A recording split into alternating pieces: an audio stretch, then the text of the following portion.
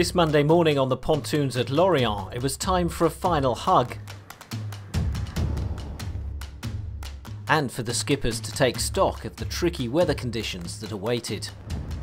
The wind is going to be very unstable. We're going to have to pick our way between these patches of light air, and it's going to be pretty tricky. Rain, fine weather, shifts, fronts, one front, two fronts, maybe three fronts, because apparently this load is quite complicated. At 10:30 AM, in 20 knots of wind and choppy seas, the 6 trimarans in the Ocean 50 class set sail. Ahead of them, 4,200 nautical miles, or over 7,700 kilometres, with a waypoint at Cape Verde.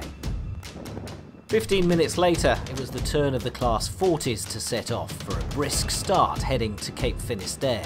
After passing the Iberian Peninsula, the monohulls will have to round the island of Porto Santo near Madeira. In the Atlantic, the race will be wide open.